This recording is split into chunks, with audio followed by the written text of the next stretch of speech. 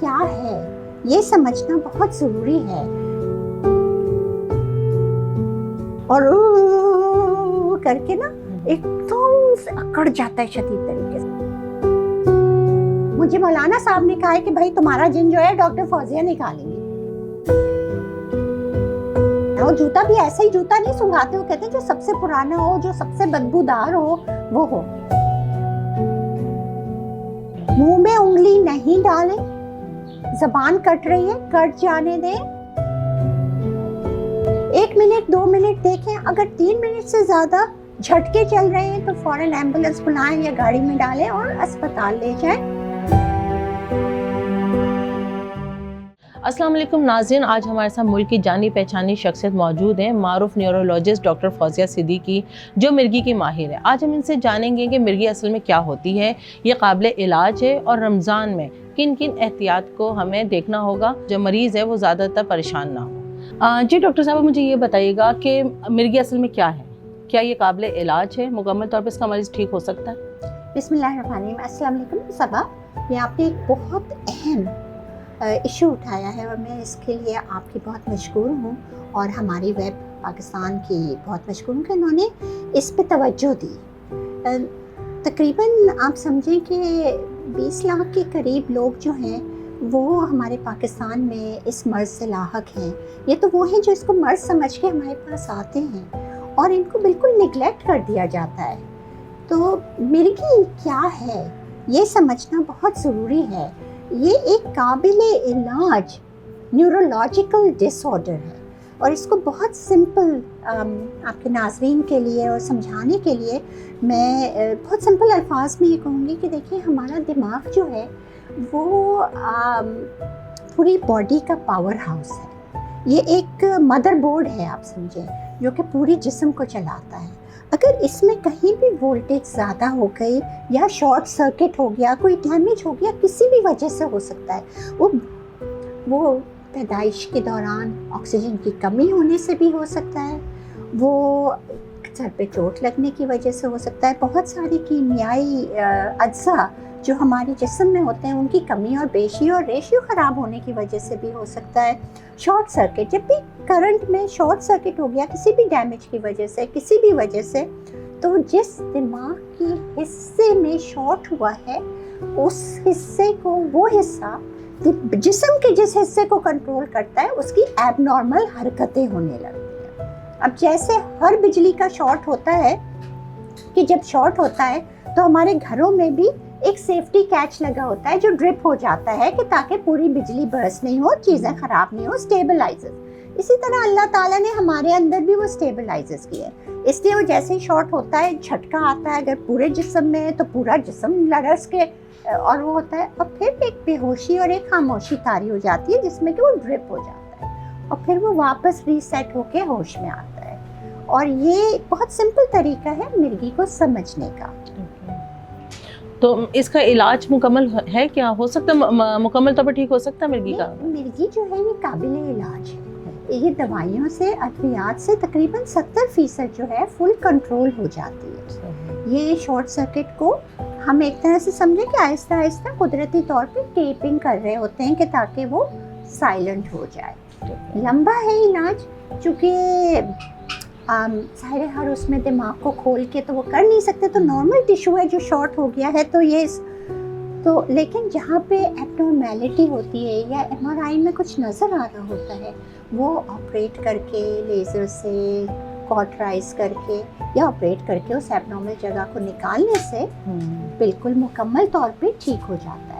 अच्छा, बस ये भी बताइएगा मुझे कि अक्सर जब मिर्गी के लोग मरीज़ को दौरे पड़ते हैं तो लोग जूता सुंघाते हैं या फिर स्पून उनके दांतों में फंसाते हैं, तो इसके असल फर्स्ट एड क्या है? ये बहुत अहम सवाल है, क्योंकि मिर्गी के दौरान जो बड़ा इनका झटका होता है, अगर किसी ने भी देखा हो तो होता क्या है कि एकदम से वो दिमाग के बीच में जो शॉर्ट होता है उससे पेशेंट एकदम से आंखें चढ़ जाती हैं और दांत बिछ जाते हैं और करके ना एकदम से अकड़ जाता है शदीद तरीके से और फिर झटके मार के, और जाहिर है उस वक्त बैलेंस नहीं रहता, बेहोश होता है बिल्कुल और गिर जाता है और उसमें फिर चोट लगने का भी बहुत खतरा होता है। तो इसमें एक मिथ है जूता सुंघाने की। हमारे इंडो पाक सब कॉन्टिनेंट में जूता सुंघाने का है। दूसरी जगह पे साउथ ईस्ट एशिया में, उसमें मैं न्यूरोलॉजी एडवाइजरी बोर्ड में हूँ, उसमें हम सारे ये सब रिसर्च और ये करते हैं। तो होता क्या है कि वो ये बेसिकली इरिटेट करना, और जूता भी ऐसा ही जूता नहीं सुंघाते, वो कहते हैं जो सबसे पुराना हो, जो सबसे बदबूदार हो वो हो। तो उसमें वो ज़ाहिर है बेहोश होता है, तो बेहोश को होश में लाने के लिए स्मेलिंग सॉल्ट्स कोई करता है, कोई अमोनिया सुंघाता है, कोई वो। तो हमारे यहाँ जूते का है मिथ। लेकिन हकीकत में ये है कि जो आपकी बॉडी की रीसेट मैकेनिज्म है वो भी 1 मिनट के बाद रीसेट कर देता है और जगाना शुरू कर देता है। तो इसकी कोई फ़ायदा नहीं है, कोई अफादियत नहीं है। आपको सिर्फ करना क्या चाहिए, अगर आप किसी को दौरा होते हुए देखें, नंबर 1 उसके हाथ पे देखें। मैंने ज़्यादातर अपने मरीज़ों को बैंड्स दिए हुए हैं जिन पे लिखा है कि मुझे मिर्गी है, प्लीज़ मेरे बैग में ये दवाई देखें और मुझे दे दें और कुछ ना करें। तो या फिर गले में टैब लगाया हुआ है कुछ ने, तो कुछ ने डायरी रखी हुई है, तो वो देखें। अगर है तो उनके पास एक दवाई होगी, कतरे होंगे या स्प्रे करने का होगा, तो वो फ़ौरन कर दें, करवट दिला दें, ताकि जो मुंह से राल जो निकले वो राल हलक में जाके फंसे नहीं और फंदा नहीं करे, बल्कि साइड से निकल जाए। मुंह में उंगली नहीं डालें, ज़बान कट रही है, कट जाने दें, वो हो जाएगी ठीक। लेकिन अगर आपने मुंह में उंगली डाली तो उंगली कटने का ज़्यादा खतरा है, और वो खून जाके हलक में उसकी जान को भी बहुत बड़ा खतरा होगा। करवट दिलाएं, कोई चोट लगने वाली चीज़ें हैं वो हटा दें, अगर वो हैं तो अपना कोट वगैरह उतार के साइड पे रख दें कि जो झटके हैं वो ज़मीन पे लग के उसके हाथों को तकलीफ़ नहीं हो। एंड बस 1 मिनट 2 मिनट देखें। अगर 3 मिनट से ज़्यादा झटके चल रहे हैं तो फ़ौरन एम्बुलेंस बुलाएं या गाड़ी में डालें और अस्पताल ले जाएं। और इस दौरान उनका देखें कि अगर उनके पास वो स्प्रे या कुछ है तो फ़ौरन दे दें, जिससे फ़ौरन ये रुक जाए। अच्छा, मिस ये भी बताइएगा कि वालिदैन को कैसे पता चलेगा कि उनका बच्चा जो है वो मिर्गी का मरीज़ है, उसकी क्या सिम्टम्स हैं? मिर्गी के बहुत एग्जाम्पल। ये जैसे बच्चों में एक बहुत कॉमन मिर्गी होती है जिसको एब्सेंस एपिलेप्सी कहते हैं, या एब्सेंस सीजर्स। इसमें क्या होता है कि बच्चा बैठे बैठे बिल्कुल 10 सेकंड 15 सेकंड के लिए गुमसुम हो जाता है। बस अब आप उस टाइम पे आप उससे बात करें, कुछ करें, कोई जवाब नहीं दे रहा।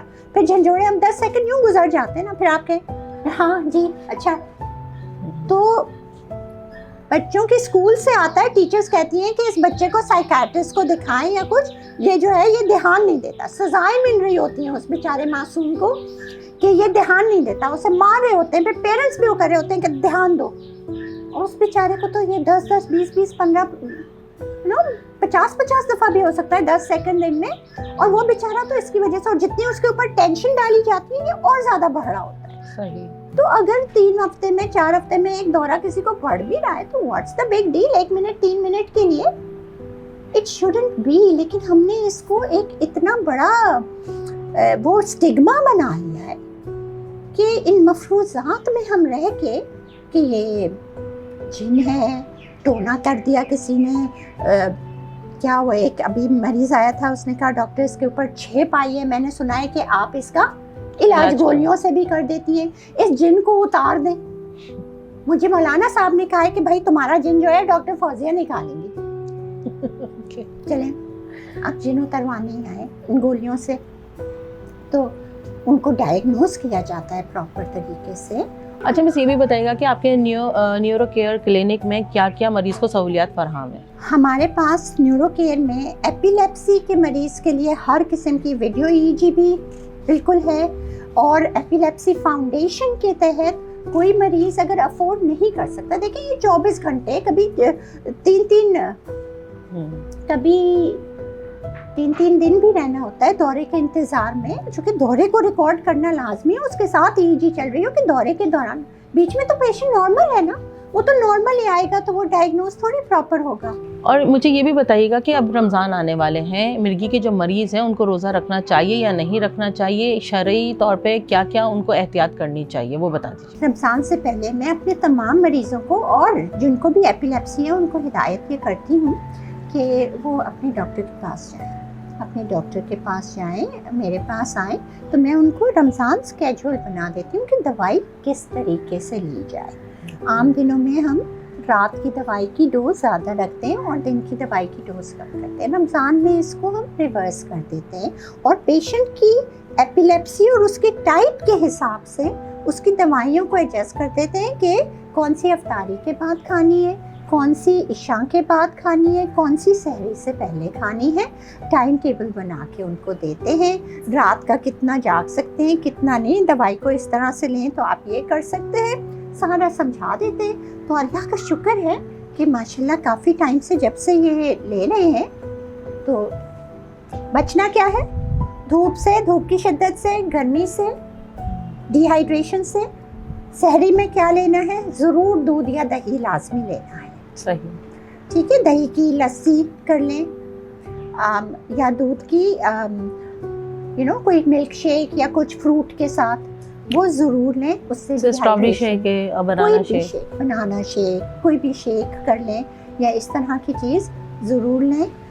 अफ्तारी में खजूर, लेमन, मिंट, इन चीज़ों से चाहे उसको पानी में भिगो दें खाली और उनको मिक्स कर लें, उससे अफ्तारें।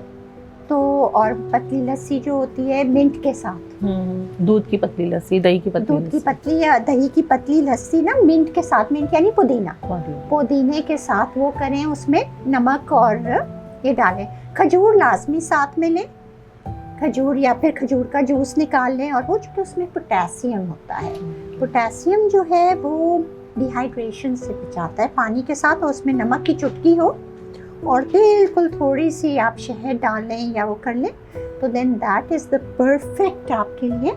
तो ये फ्रूट्स का इस्तेमाल ज़्यादा करना है।